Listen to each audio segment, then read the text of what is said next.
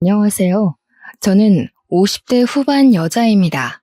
이렇게 사연을 쓰게 된 것은 제 운명이라고 생각했던 사람이 최악의 추태로 저를 구렁텅이에 빠뜨린 사연을 말해드리고 싶기 때문입니다.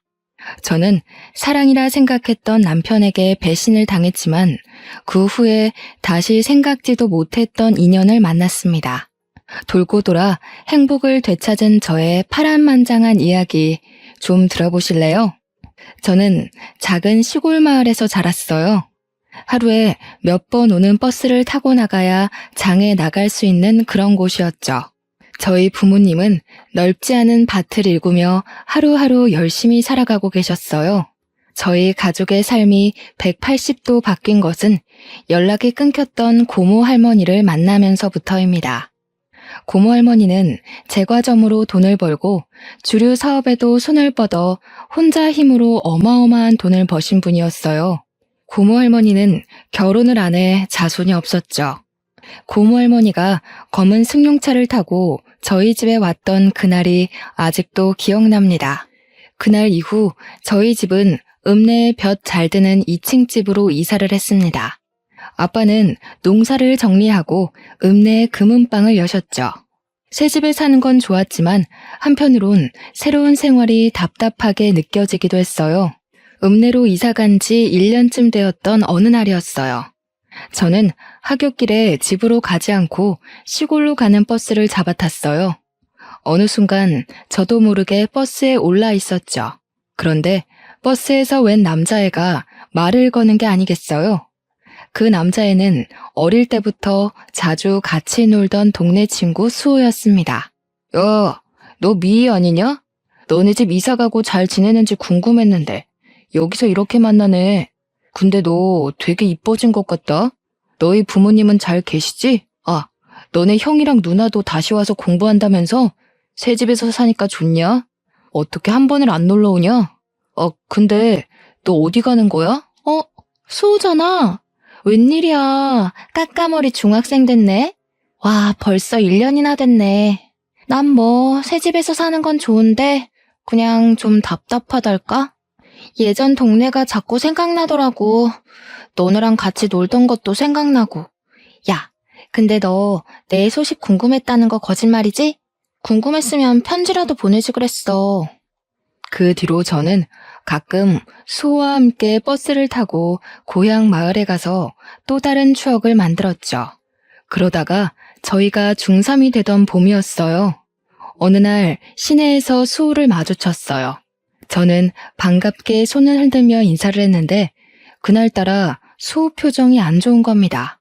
무슨 일 있냐고 물어도 말을 안 하던 수호는 아버지가 몸이 많이 안 좋으시다는 얘기를 털어놨어요.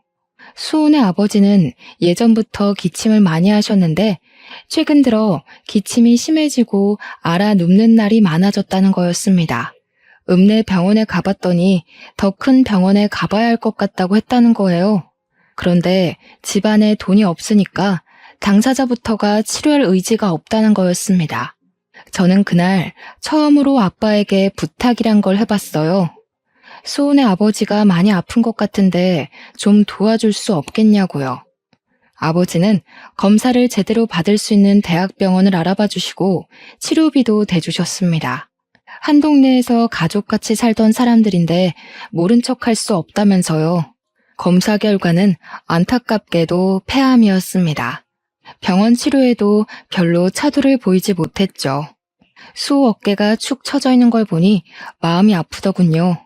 그렇게 1년이란 시간이 또 흘렀어요. 그런데 어느 날 수호가 저희 학교 앞에 찾아온 게 아니겠어요?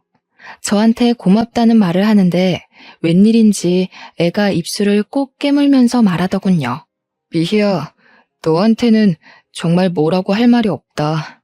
너희 집에 빚진 거 내가 어른 되면 꼭 다 갚아줄게. 우리 가족 도와줘서 정말 고마워. 내가 커서 돈 벌면 꼭 너랑 너희 아버지에게 보답할게. 우리 수연이도 내가 꼭 공부시켜서 너희 가족한테 보답하라고 할 거야. 야, 너는 무슨 말을 그렇게 섭섭하게 하냐? 우리 사이에 빚 같은 게 어딨어. 우리 아빠도 가족이다 생각하고 도와주시는 거라 했으니까 신경 쓰지 말고 아버지 낫게 할 생각이나 해. 네가 그랬잖아. 정신만 똑바로 박혀 있으면 못할 일이 없다고. 열심히 노력하면 네 아버지 낫게 할 수 있을 거야. 그러니까 힘내. 저도 눈물이 나는 걸 꼭 참느라 괜히 씩씩한 척 큰 소리를 쳤어요. 수호랑 저는 그렇게 가만히 서서 한참이나 서로를 쳐다보고 있었습니다. 그리고 그 뒤로 저는 다시는 수호를 볼 수 없었어요. 얼마 뒤 토요일에 제가 꽃을 들고 병원에 찾아갔는데 수호 아버지가 보이지 않았어요. 어제 갑자기 퇴원을 했다는 거였습니다. 저는 깜짝 놀라 수호네 집으로 가봤습니다. 불 꺼진 집에는 아무도 없었어요. 그리고 지나가던 동네 어르신에게 수호네 가족이 그동안 여기저기 진 빚을 이기지 못하고 야반도주를 했다는 사실을 들었어요. 저는 그 자리에서 주저앉고 말았습니다. 시간은 잘도 흘러 저는 고등학생이 되었습니다. 저는 궁금한 것도 하고 싶은 것도 많은 17살이었죠. 고등학교에 들어가 열심히 공부하고 동아리에도 가입해 즐겁게 생활했어요. 문예반 동아리였죠. 제가 전부터 시집 읽는 걸 좋아했거든요. 거기서 좋아하는 남자도 생겼죠. 같은 문예반 활동을 하던 1살 선배였어요. 시도 잘 쓰고 음악에 대해서도 잘 아는 멋쟁이 선배에게 저는 푹 빠졌어요. 어느 날 방과 후에 시집을 보다가 말을 튼 이후로 선배와 저는 급속도로 가까워졌죠. 이 사람이 저랑 결혼까지 해버린 남자입니다. 저희는 수험 기간 동안 서로를 격려하며 건전하게 관계를 이어갔습니다. 그런데 제가 고2였고 선배가 고3이 될 때 선배 아버지가 보증 섰던 것이 잘못되어 선배의 집이 망하고 말았어요. 저는 당연히 대학에 가게 되어 있었지만 선배는 집안 사정 때문에 결국 대학을 포기하고 군대를 가겠다고 하더군요. 그때는 그를 많이 좋아하고 있었기 때문에 그의 사정이 안타깝기만 했어요. 저는 열심히 공부해 서울에 있는 유명 대학 국문과에 입학했고 군대에 있는 남자친구와 연애를 이어갔습니다. 2년 반 동안 매일매일 편지를 쓰다시피 하고 도시락을 싸가지고 다니면서 면회도 갔습니다. 대학교에 가서 멋진 남자들이 들이대도 눈이 돌아가는 게 아니라 대학교도 못 가고 군대에서 고생하는 남자친구가 애달프게만 느껴졌죠. 그러는 동안 아빠는 오래전에 사둔 땅들이 도시개발로 땅값이 올라 더 큰 부자가 되었고 사업을 더 크게 하게 되었습니다. 그렇게 세월이 지나 남자친구가 전역하게 되었어요. 저는 아직 대학교 2학년이었는데 그가 전역한 지 며칠 안 되어 결혼하자는 말을 하는 겁니다. 너무 사랑하는 사람인 건 맞지만 아직 학생인데다 그와 결혼할 만큼 확신이 선 건 아니라서 저는 당황하고 말았어요. 내가 군대에서 많이 생각을 해봤는데 난 네가 아니면 안 될 것 같아. 너랑 같이 단란한 가정을 꾸미면서 살면 정말 행복할 거란 생각이 드는데 어차피 내 아내는 네가 될 텐데 우리 괜히 시간 끌지 말고 빨리 결혼하는 게 좋지 않을까? 군대에서 무슨 바람이 들었는지 나오자마자 결혼 거리더군요. 2달 동안 얼굴 볼 때마다 나랑 결혼 언제 할래? 이러면서 조르는 거였어요. 솔직히 이제 막 전역했고 직업도 없는데 내가 이 사람과 굳이 결혼을 급하게 할 필요가 있나? 하는 생각이 먼저 들었어요. 그런 생각을 하는 게 미안해서 입 밖으로는 못 꺼냈죠. 그러면서도 헤어지지는 못했습니다. 어느 날 선배와 카페 데이트를 하고 밖으로 나왔는데 저희 엄마에게 딱 걸리고 말았습니다. 엄마가 반찬 가져다 주신다며 자취방에 오셨다가 저희랑 딱 마주치신 거였어요. 이 모든 건 아빠 귀에 들어갔고 아빠로부터 불호령이 떨어졌습니다.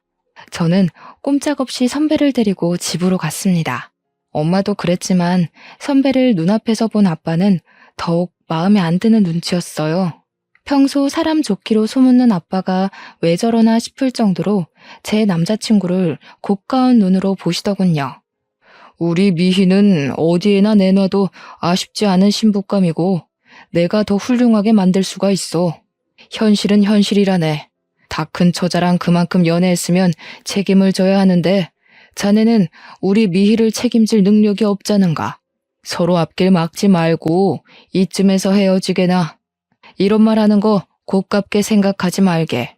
이렇게 기우는 결혼은 결혼 후가 더 힘들어질 수가 있어. 연애라는 게 누가 반대하면 더 애틋해지는 법이잖아요. 저는 부모님이 그럴수록 선배와 헤어지고 싶지 않다는 마음이 강해졌어요. 자식 이기는 부모 없다고 하죠. 제 쇄고집에 저희 부모님도 두 손 두 발을 다 들어버렸어요. 지금 생각하면 그때 아빠 말을 들었어야 했어요. 문제는 시어머니를 처음 만난 자리에서 이미 시작되었습니다. 졸업반이었던 저는 유명 출판사에 취직이 결정된 상태였고 남편은 배달 일을 하며 근근히 살고 있었어요. 연애는 5년 넘게 했지만 시어머니를 만나는 건 처음이라 엄청 긴장했습니다. 시어머니는 제 얼굴을 보자마자 제 부모님 재산에 대해 주파나를 굴리는 게 뻔한 대사들을 늘어놓더군요. 그 동네가 개발이 되어서 돈푼 깨나 손에 쥔 알부자들이 많기는 하지. 그렇기는 해도 그런 시골에서 돈이 많아봤자 아니겠냐. 아참, 그러고 보니 서울에도 집이 있다지 않았니? 평창동이랬나? 평창동이면 뭐 괜찮지. 너희들 결혼할 때 집 한 채는 넉넉히 해주겠구나. 어이 참 엄마도 그런 말 하지 마시라니까. 평창동 집 얘기는 뭐하러 꺼내세요? 미희 아버지가 미희를 얼마나 애지중지하시는데 어련히 알아서 해주시려고. 저희는 그냥 때 되면 결혼 준비나 잘하면 돼요. 쓸데없는 말로 초치지 마세요. 솔직히 기분이 너무 안 좋더군요. 아, 시어머니가 보통이 아니구나 하는 생각이 머리를 스쳐 지나갔습니다. 하지만 저는 브레이크 없는 차처럼 멈추지를 못했어요. 제가 그때까지 붙잡아 놓은 걸 놓지 못했죠. 그때 멈추지 못한 게 제 인생의 가장 큰 한이랄까요? 결혼 얘기가 구체화되고 있던 어느 날 남편이 말하더군요. 우리 아빠 회사에 들어가고 싶다고요. 막내딸 사위 체면을 생각하면 당연한 일 아니냐고 당당하게 요구하더군요. 우리 아빠는 말이야, 우리 어릴 때부터 부모는 물고기 잡는 법을 알려줘야지 물고기를 잡아주면 안 된다고 하셨거든. 자식들에게 맹목적으로 퍼주는 분이 아니라고. 그러니까 헛된 기대 갖지 말고 자기 힘으로 자립할 생각을 하라고. 야, 너랑 나 사이에 무슨 그렇게 따지는 게 많아. 내가 나 좋자고 이러는 게 아니라 내가 직업이 번듯해야 너도 어디 가서 꿀리지 않고 서로 좋다는 거잖아. 장인어른이 그렇게 말해도 네가 좀 더 밀어붙여줄 수 있는 건데 왜 그렇게 딱 잘라 말하는데? 그러니까 번듯한 직업 갖고 싶으면 알아서 노력하라고. 나 어디 가서 얼굴 좀 들고 다니게. 내 핑계 대지 말고 솔직히 말해봐. 제대로 된데 이력서 한번 안 내보고 하늘에서 감이 떨어지기만을 기다리잖아. 결혼 허락도 어렵게 받았는데 괜히 아빠 뿔나서 결혼 뒤집게 만들지 말고. 네가 그렇게 인정머리 없는 앤지 정말 몰랐다. 실망이야. 남편이 하는 말도 기분 상하는데 시어머니까지 전화해서 저를 닥달하더군요. 너는 애가 왜 그렇게 생각이 없니? 네가 결혼할 남편인데 주영이 말 들어보니까 완전 남말하듯 말했더구나. 주영이가 대학 못 간 게 지금도 나는 한이다. 요즘 같은 세상에 대학 못 나오면 무시당하기 십상인데 직업이라도 번듯해야 되지 않겠니? 이제 한 가족인데 주영이가 너희 아버지 회사 들어가면 누이 좋고 매부 좋고 남보기도 좋고 얼마나 좋니? 어머니, 저희 부모님 진짜 어렵게 설득했어요. 저희 아빠 자격 없는 사람한테 회사 안 물려준다고 저희 언니, 오빠한테도 함부로 자리 안 주시는 분이세요. 지금 주영 씨 회사에서 꽂아달라는 말 나오면 무슨 수를 써서라도 결혼 뒤집어 엎으려고 하실 거라고요. 참네. 무슨 놈의 집안이 잘나면 얼마나 잘났다고 그렇게 유세를 떨어? 그래봤자 너희 집도 농사나 짓던 집안 아니냔 말이야. 꼬박꼬박 말대답하는 본세가 싹수 없는 게 이제 보니 부전여전이구나. 어차피 결혼하는 거 사위한테 폼나게 한 자리 떡하니 주는 게 사돈되는 예의지. 어디 그래 오만 유세를 부려? 유세를 부리길. 결혼하기도 전부터 골치가 지끈지끈 아팠습니다. 불행 중 다행이랄까요? 아무리 찔러봐도 제가 눈 하나 깜짝하지 않자 결국 남편이 결혼 전에 스스로 취직을 했습니다. 무슨 재주를 부렸는지 건설회사 영업직으로 떡하니 취직을 한 거예요. 직업도 변변찮은 놈이라면서 사위될 사람을 안 좋게 보던 아빠도 남편이 취직을 하자 마음이 좀 풀리신 것 같았습니다. 그래도 어떻게든 좋게 봐주려고 노력을 많이 하신 거였죠. 내가 자네한테 그동안 섭섭하게 군 거 마음에 담아두지 말게. 자네도 가장이 되고 아이가 생기고 나면 알게 될 거야. 내 말이 피가 되고 살이 되는 말이었다는 걸. 쉽게 얻은 건 쉽게 잃게 마련이네. 나는 그런 모래성에 내 딸을 시집 보내고 싶지 않은 거야. 알겠습니다, 장인어른. 그런데 혹시 저희 신혼집은 미희가 아무 말이 없던데? 신혼집은 그래도 해주시는 건가요? 아무래도 제가 취직한 지도 얼마 안 되고 하다 보니 미희가 알아서 하리라고 생각해서 여태 말은 안 했는데 시기 얼마 안 남았으니 그래도 물어는 봐야 할 것 같아서. 어허, 이 사람 아직도 정신을 못 차렸구먼. 결혼하면서 저가에서 떡이 뚝 떨어지기를 바라는 사람이 어디 있나? 자네가 그러고도 남잔가? 신혼집 얘기 한 번만 더 하면 미희가 죽는다고 나서도 이 결혼 없던 걸로 만들겠네. 아빠는 저를 불러 말씀하셨어요. 미희야, 진짜 이 결혼 해야겠니? 아빠는 진짜 걱정이 태산이다. 저렇게 책임감 없는 놈이랑 결혼해서 네가 혹시나 안 좋은 꼴 당하지는 않을지. 결혼식이 한 달 앞으로 다가온 시점이었죠. 솔직히 말해서 그 시점에서는 청첩장도 다 돌렸겠다. 결혼을 돌린다는 건 있을 수 없는 일처럼 보였어요. 너무 걱정하지 마세요, 아빠. 그 사람 말만 그렇게 하지. 또 자기 할 일 알아서 하는 거 보셨잖아요. 제가 앞으로 그런 생각 못하도록 잘 얘기하고 보필할게요. 원래 그런 사람 아닌데 집안 형편이 갑자기 힘들어져서 그런 거니까 조금만 이해해 주세요. 아직 경험이 적어서 그렇지 지금까지처럼 제가 옆에 있어주면 잘 헤쳐나갈 수 있는 사람이라고 생각해요. 아빠의 걱정스런 얼굴을 뒤로하고 저는 결혼식을 올렸습니다. 신혼생활은 나름대로 즐거웠어요. 시어머니가 틈만 나면 귀따갑게 불평하는 것만 빼면요. 아이고, 어떻게 된 놈의 집안이 예의란 건 밥 말아 처먹었다니? 이게 날로 먹겠다는 거지 뭐야. 딸내미 시집 보내면서 빈손으로 보내는 놈의 집안이 어디 있어? 농사나 짓던 상놈의 자식들이어서 그런가? 우리가 지금 이렇게 없이 산다고 무시하는 거지 뭐야. 내가 이 수모는 죽어도 잊지 않을 테니 두고 봐라. 저기요, 어머니. 저 빈손으로 오지 않았어요. 그래도 저희 엄마가 결국에는 혼수 최고급으로 다 마련해 주셨잖아요. 저희 언니랑 오빠도 막내 동생 결혼하는데 그냥은 안 시킨다고 많이 도와주셨고요. 솔직히 둘 다 취직한 지 얼마 되지도 않았는데 저희 형편에 이만큼 하고 사는 것도 감지덕지죠. 감지덕지? 참네. 내 기가 막히고 코가 막혀서 있는 것들이 더하다더니 딱 그 짝이구만. 막내딸 결혼하는데 평창동 집을 내줘도 모자랄 판에. 뭐? 감지덕지? 내가 말했지? 사람 무시하지 말라고.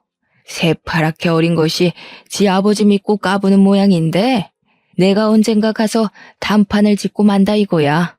아니, 저희 집에 뭐 맡겨놓으셨어요? 왜 뭘 받지 못한 걸 그렇게 억울하게 생각하시는지 잘 이해가 안 돼요. 저희 아빠가 누누이 말씀하셨어요. 쉽게 얻은 건 쉽게 잃는다고요. 저는 아빠 말에 공감해요. 젊어서 이만큼 고생하는 거 남들에 비하면 아무것도 아니고요. 잘났다 정말. 그래봤자 너네 집도 시고모인지 뭔지가 돈다발 들고 와서 벼락부자 된 거잖아. 주영이 취직것만 해도 그래. 내가 우리 아들 대학 공부 못 시킨 게 한이 돼서 남들한테 무시 안 당하게 해달라고 그렇게 부탁을 했건만. 내가 우리 아들을 어떻게 키웠는데 니까짓게 돈 좀 있다고 우리 집안을 내 귀한 아들을 이렇게 무시해? 귀에 딱지가 앉을 지경이었지만 나중에는 적당히 무시하는 수밖에 없다는 걸 알았습니다. 그래도 저희는 열심히 일하고 예쁜 아이들도 낳았습니다. 회사를 그만두지 않으려고 애를 썼지만 결국 둘째를 낳을 때가 되었을 때 회사에서 정리해고를 당하고 말았어요. 그래도 그때는 아이 키우는 엄마들이 회사를 그만두는 게 워낙 흔한 일이어서 어쩔 수 없다고 생각했습니다. 아들 하나 딸 하나 이쁘게 기르는 재미, 남편을 내조하는 재미로 살았어요. 그래도 남편이 책임감이 생겼는지 꽤 열심히 일해서 회사에서 제법 높은 자리에 올라갔어요. 그러는 동안 아이들이 무럭무럭 커서 둘째인 딸도 막 성인이 되었습니다. 저와 남편은 40 끝자락이었죠. 시어머니가 좀 잠잠한가 싶었더니 남편이 사고를 치고 말았습니다. 어느 날 남편이 저를 부르더니 하는 말이 글쎄 5억만 해줄 수 없느냐는 거였습니다. 저는 황당해서 입을 떡 벌리고 말았어요. 5억? 5억이 어디 애들 장난이야? 당신 지금 그걸 말이라고 하는 거야? 당신이 도대체 5억이나 되는 돈이 어디에 어떻게 필요한데? 말을 꺼냈으면 똑바로 설명을 해야지. 나 지금 꼭 필요한 데가 있어서 그래. 나 살리는 셈 치고 한 번만 빌려주라. 여태까지 당신 집에서 우리 도와준 거 하나도 없잖아.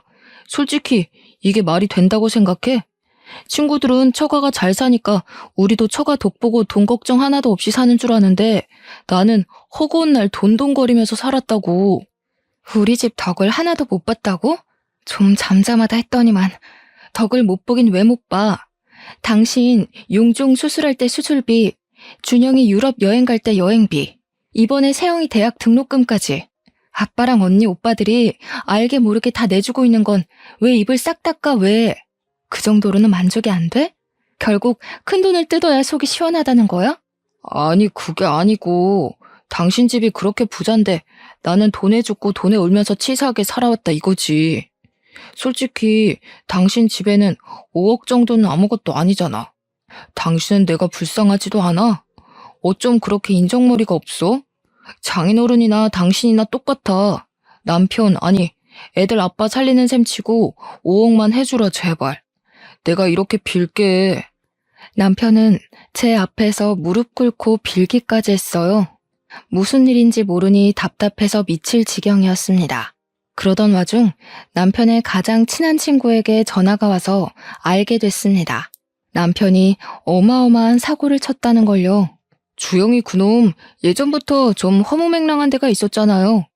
저도 말려봤는데 한탕 하겠다면서 주식에 자꾸만 쏟아붓더라고요.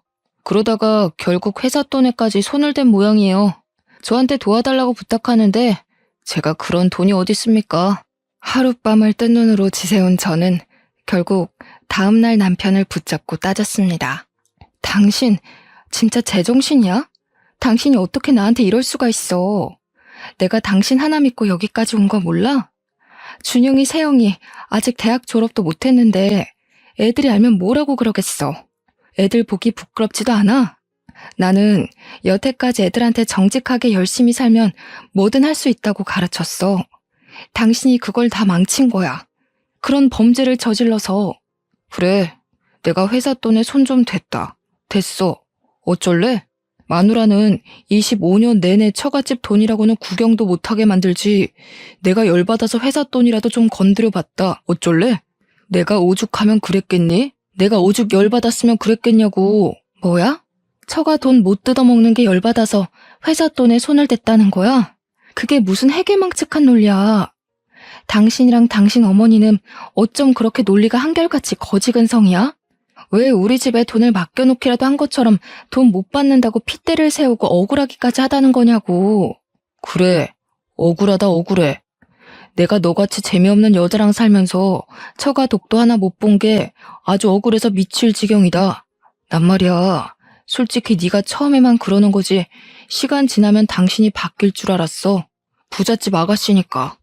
내가 벌어오는 쥐꼬리만한 월급 가지고 쪼개고 쪼개면서 살림 꾸릴 줄 누가 알았냐고. 이럴 거면 내가 당신이랑 왜 결혼해? 내가 진짜 바보였네. 당신 같은 남자 믿고 열심히 살아온 내가 지금은 저 사람이 못나게 굴어도 힘들어서 그러는 거다 하면서 어떻게든 이해해 주려고 애쓴 내가 바보였어. 그날 저는 남편에 대한 모든 희망을 버렸습니다. 그러거나 말거나 남편은 매일같이 자기 좀 살려달라고 저를 닥달했어요. 모르는 체 하고 싶었지만 아빠가 감옥이라도 가면 애들이 받게 될 충격이 두려워 결국 아빠에게 도움을 청했습니다. 아빠, 준영이 아빠가 지금 좀 일이 생겼나 봐요.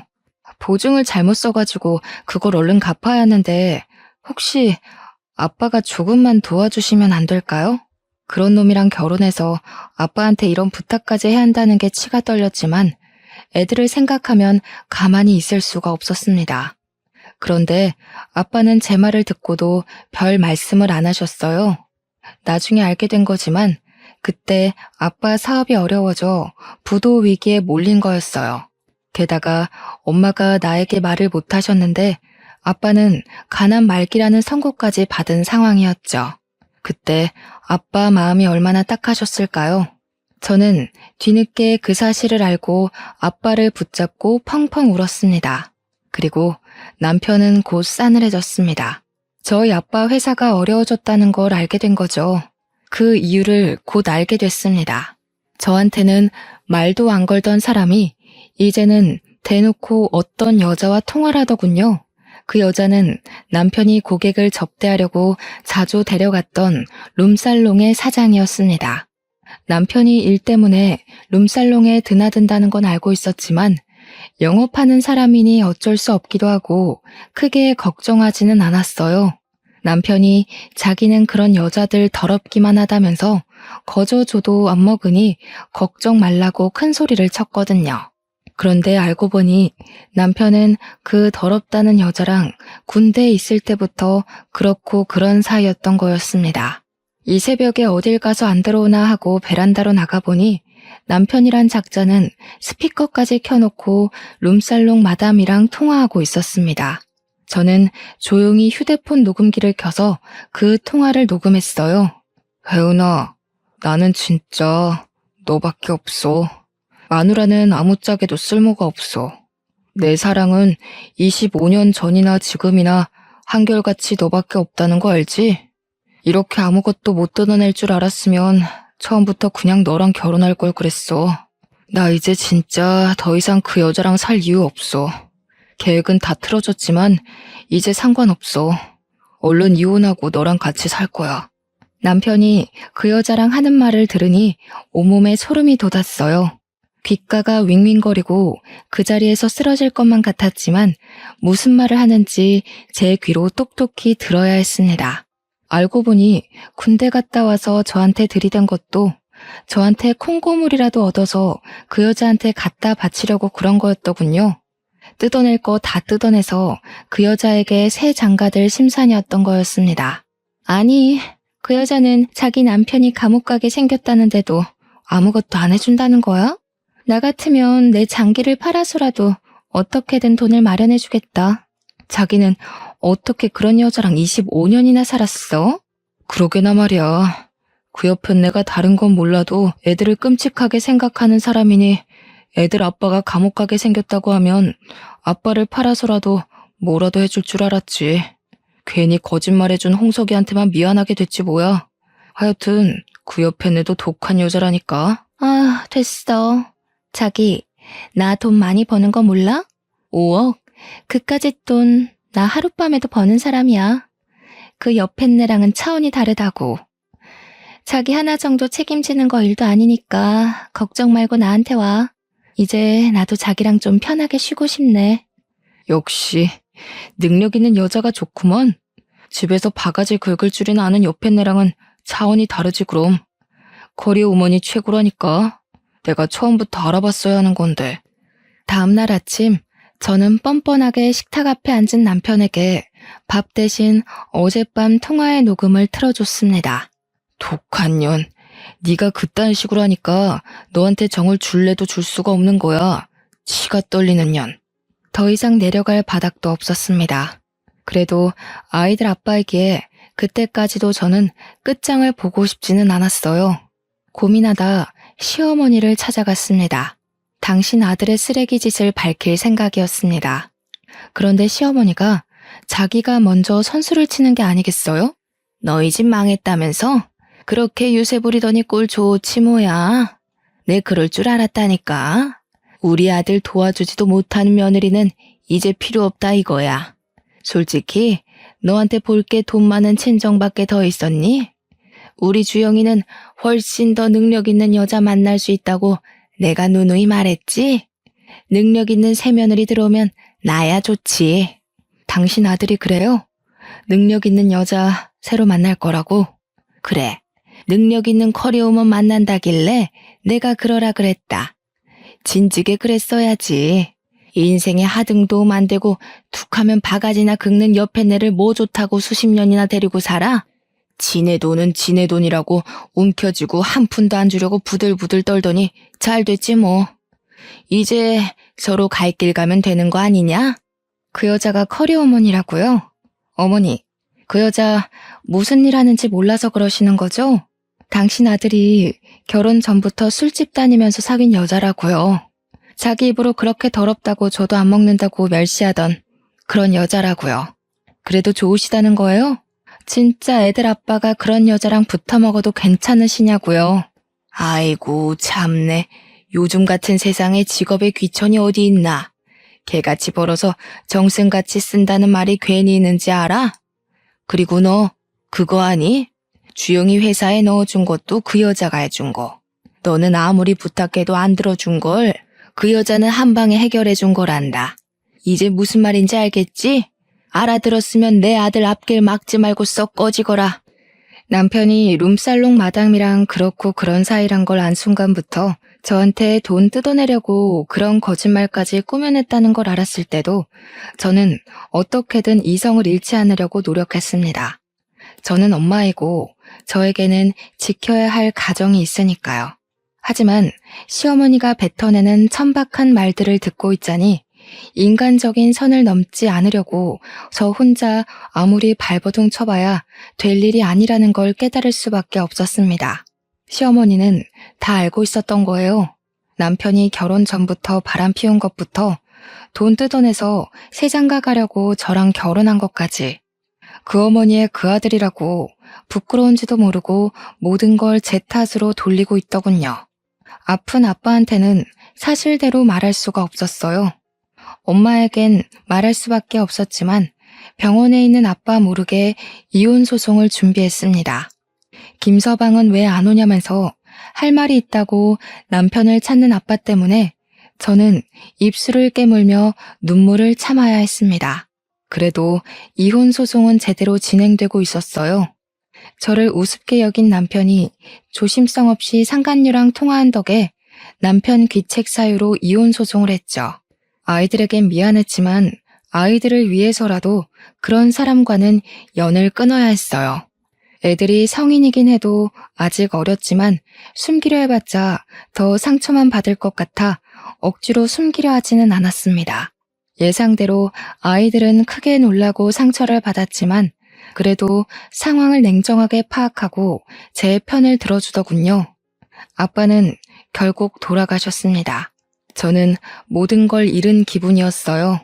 아빠의 장례식 날 예전에 알던 어른들이 많이 찾아오셨어요. 다들 아빠는 정말 좋은 분이었으니 좋은 곳으로 가셨을 거라고 저를 위로해 주셨습니다.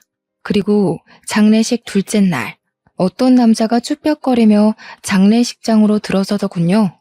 저는 누군지 얼른 생각이 나질 않아 인사만 드리고 가만히 서 있었습니다. 그런데 그 남자가 저를 울리더니 그대로 엎드려 큰 소리로 우는 게 아니겠어요. 아버님, 저 왔어요. 저 수호예요, 아버님. 너무 늦게 와서 죄송해요. 진작에 왔어야 하는데 저희 아빠 살려주시려고 그렇게 애를 쓰셨는데 저희가 말도 못하고 그렇게 가버려서 아버님 죄송합니다. 용서해 주세요. 저는 깜짝 놀라 남자의 얼굴을 쳐다봤습니다. 과연 까까머리 중학생일 때 봤던 수호의 앳된 얼굴이 그 남자 얼굴에 남아 있었습니다. 그동안 수호는 저희 집에 진 빚을 갚고 싶어서 열심히 노력했다고 했어요. 대학은 못 갔지만 공무원 시험을 봐서 20년 넘게 공무원으로 근무했다고 했습니다. 조금 살만해져서 이제는 아버님을 한번 찾아가 봐야지 했는데 하필이면 그때 사기를 당했어. 공무원 수입이야 뻔하잖니. 마음의 빚을 갚고 싶다는 생각을 평생 갖고 살았던 게 어리석은 선택으로 이어진 거야. 너무 힘들었어. 그래도 아버님 이렇게 돌아가실 줄 알았으면 그때라도 와봤어야 하는 건데 내가 또 평생 못 갚을 빚을 지고 말았구나. 에이, 수호야. 그건 가족처럼 생각해서 도와준 거니까 빚이라 생각 안 해도 된다고 아빠가 그러셨는데 평생 담고 있었다니. 너희 그렇게 가고 어떻게 지내는지 너무 걱정되고 궁금했는데 또 그런 일 당했다니 마음이 안 좋네. 그래도 여기까지 와줘서 고마워. 아빠도 가시면서 네 얼굴 볼 수 있어서 기뻐하실 거야. 그래도 그게 꼭 나쁜 일만은 아니었던 게 사기당하고 나서 퇴직하고 퇴직금으로 장사를 시작했거든. 심기일전해서 죽기 살기로 했더니 장사가 엄청 잘 되어가지고 지금은 빚도 다 갚고 얼마 전엔 제법 높은 건물도 하나 샀잖니. 이제라도 너희 가족한테 받은 거 돌려주려 했는데 너무 늦어버렸지만 너한테라도 오늘 갚고 싶다 미희야.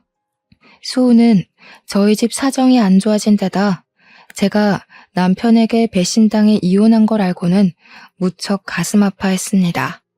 한사코 거절해도 그때 받은 걸 갚고 싶다면서 저한테 선물을 줘야겠다고 했어요. 그렇게 수호가 저에게 준 선물은 옛날에 아빠가 금은방을 하던 바로 그 건물이었습니다.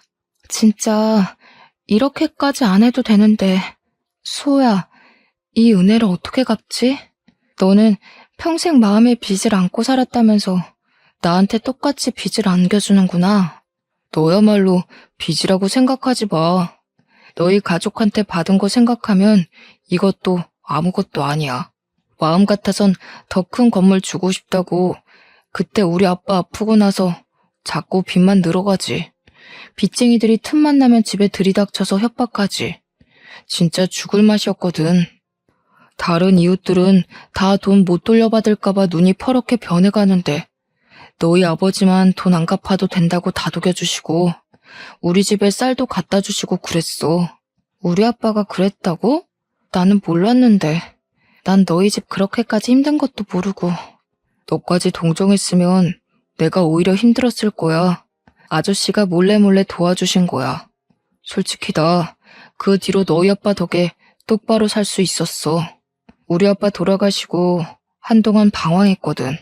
아저씨가 아무리 어려운 상황이라도 정신만 똑바로 박혀있으면 뭐든 할 수 있다고 늘 그러셨거든. 살면서 힘들 때면 그 말 붙잡고 일어났어 나. 참 놀라운 일이었습니다. 아빠가 몇십 년 전에 수호에게 해줬다는 그 말은 시간을 돌고 돌아 아빠를 잃고 주저앉은 저에게도 힘이 되었어요. 저는 다시 힘을 내어 아빠가 금은방을 했던 그 자리에 식당을 열었습니다. 다행히 식당은 잘 되었습니다. 입소문을 타서 몇 달 만에 줄을 서서 먹을 만큼 손님이 많았어요. 2년도 안 되어 옆 동네에 체인이 생겼고 제 힘으로 아파트를 살 수 있을 만큼 돈을 벌었어요. 무엇보다 좋은 건 저한테 사업 수완이 있다는 걸 알게 된 거였습니다. 식당이 자리를 잡기 시작하자 저는 어느 지역에 가면 이 지역에는 어떤 사업이 필요하다는 게 그림처럼 그려졌어요. 그 뒤로 여기저기 여행을 다니며 사업 영감을 받은 덕에 지금은 전국 5개 도시에 식당을 갖게 되었습니다. 저희 고모할머니처럼 저도 제 손으로 사업을 해서 자수성가를 하게 됐습니다. 여행을 많이 다니게 된 것도 사실은 수호 덕이었어요. 알고 보니 수호도 사기당했을 때 아내가 바람나서 애들까지 버리고 집을 나가버렸다지 뭡니까. 동병상련 같은 처지였어요. 수호와는 자주 만나며 서로의 상처를 보듬고 용기를 북돋워주며 옛 추억도 되새기는 사이가 됐죠. 어느 날 수호가 말했습니다. 미희야, 너한테 이런 말하는 거 너무 쑥스럽기는 한데 나 사실은 예전에 너 좋아했다? 그거 몰랐지? 우리가 그때는 아무것도 몰라서 이렇게 많은 시간을 보내고서야 만나게 됐지만 나는 너랑 있으면 어릴 때로 돌아간 것 같이 편하고 좋아. 너만 괜찮으면 우리 남은 인생 서로 보듬으며 함께 하면 어떨까 싶은데. 저도 사실 수호랑 있으면 어린아이가 된 것처럼 마음이 편해졌거든요. 저에게 힘이 되어주고 제 아픔에 더 아파해주는 수호의 손을 기꺼이 잡았습니다. 각자 사업도 꽤 안정이 되었겠다. 아이들도 다 커서 취직했겠다. 저희는 시간 날 때마다 여행을 다니며 여생을 즐기기로 한 거죠. 몇 년이 걸린 이혼 소송에도 결국 승소해 위자료로 아파트 한 채 값을 받게 되었어요. 결혼 생활 동안 재산 증식에 기여한 것이 인정된 것이죠. 판결이 나고 얼마 지나지 않아 남편은 초췌한 몰골로 저를 찾아왔습니다. 능력 있는 여자 만나서 떵떵거리고 살겠다던 자신만만한 태세는 다 어디 가고 자기가 지금 죽게 생겼으니 한 번만 도와줄 수 없냐면서 저를 붙잡고 늘어지는 게 아니겠어요. 알고 보니 룸살롱 마담에게는 사실혼 관계인 조직폭력배 애인이 있었던 거였습니다. 그 여자는 깡패 애인과 사이가 잠깐 안 좋았을 때 전 남편을 데려다 살림을 차린 거였고요. 잘못 걸려도 한참 잘못 걸린 거죠. 이 사실을 안 깡패 애인은 노발대발해서 전 남편을 끌고 갔습니다. 실컷 얻어맞은 전 남편은 자기가 잘못한 거 돈으로 갚을 테니 목숨만 살려달라고 빌어 거래 아닌 거래에 지장을 찍었다는 겁니다. 능력 있는 여자 만나서 5억쯤은 별거 아니라더니 그 여자 때문에 그보다 훨씬 더 큰 빚을 지게 된 거였어요. 정말이지 내가 저런 어처구니 없는 남자랑 살았구나 하는 생각이 다시금 들지 않을 수 없었습니다. 이야, 내가 너한테 이런 말할 면목이 없는 거 아는데, 나도 아는데, 나 진짜 이거 안 갚으면 언제 어떻게 될지 몰라. 제발 나 좀 한 번만 살려주라 제발. 너 돈 많이 벌었다며? 너는 돈 없어도 다시 일어날 능력이 있잖아. 나는 솔직히 이제 아무것도 없어.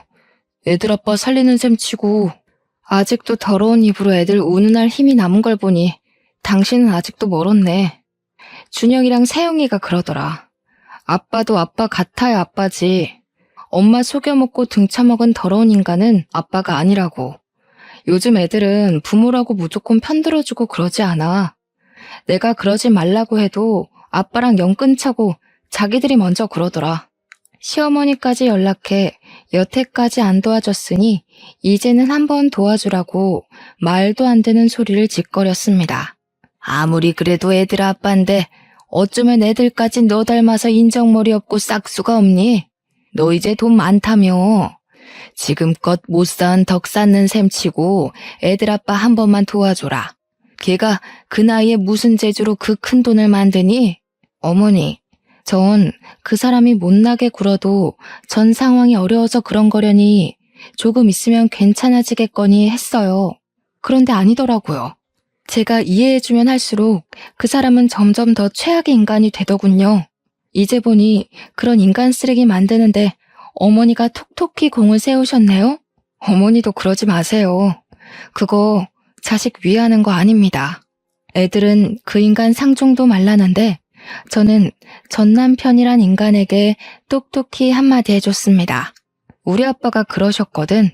아무리 힘들어도 정신만 똑바로 차리면 뭐든 할 수 있다고. 솔직히 당신 같은 쓰레기가 정신을 차릴 수 있을진 모르겠지만 자기가 싼 똥은 자기가 치우는 거라는 망고의 진리를 이제라도 배워. 배움에는 때가 없는 법이라잖아. 이제라도 배워서 제발 죽기 전에 한 번이라도 사람 구실하면서 살아. 그게 당신의 마지막 살 길이야. 이제는 정말 아무 걱정 없이 사업은 사업대로, 사랑은 사랑대로, 탄탄대로입니다. 얼마 전에는 제 아들이 결혼할 여자를 데려와 상견례 자리에 지금의 남편 수호와 함께 나갔습니다. 저희는 식은 안 올렸지만 혼인신고를 하고 부부로 살고 있습니다. 저의 가장 든든한 지지자인 남편은 이제 제 아이들 아빠 노릇을 톡톡히 해주고 있답니다. 똑같이 어려운 상황에서 대학에 못 갔지만 자기 힘으로 노력해서 일어난 멋진 새로운 아빠가 아이들에게 생긴 거죠. 제 이야기는 여기까지입니다.